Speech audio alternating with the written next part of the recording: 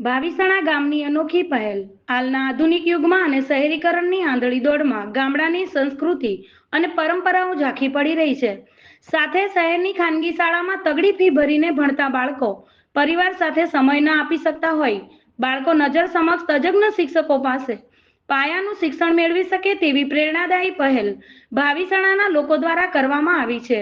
જેમાં નવા શૈક્ષણિક સત્રથી ખાનગી શાળામાં અભ્યાસ કરતા 68 વિદ્યાર્થીઓને ગામની સરકારી પ્રાથમિક શાળામાં નામાંકન કરવા માટે ગ્રામ કક્ષાનો શાળા પ્રવેશોત્સવમાં યોજવામાં આવ્યો હતો.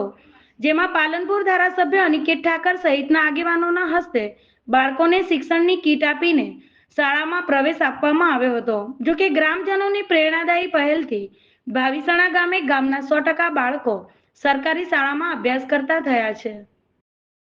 મારું નામ કર્ણાવત જીયા છે. હું પાલનપુરની ખાનગી શાળામાં ભણતી હતી. તેથી મારા માતા પિતાનો ખૂબ જ ખર્ચ અને સમય પણ બગડતો હતો. એના કરતાં મારા માતા પિતાએ નિર્ણય સરકારી શાળામાં ભણાવવાનો લીધો. તેથી હું સરકારી શાળામાં ભણું છું. જે પ્રાઇવેટ શાળામાં શિક્ષણ મળતું હતું તે જ અહીંયા મળે છે અને જે પણ પ્રવૃત્તિઓ થતી હતી તે પણ અહીંયા થાય જ છે.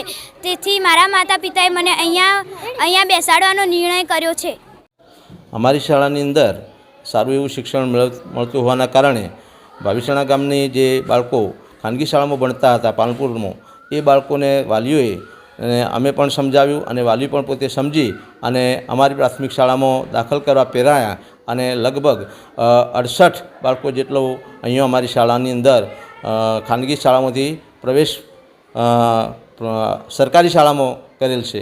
એ બાળકોને અહીંયા ગુણવત્તાયુક્ત શિક્ષણ મળે છે અને જે ટેકનોલોજી છે એ ગુજરાત સરકારની જે પ્રાથમિક શાળામાં જે સુવિધાઓ મળે છે એ સુવિધા અમારી શાળામાં પણ મળે છે અને એ સુવિધા નું અહીંયા સારી રીતે ડેમોન્સ્ટ્રેશન કરીશું.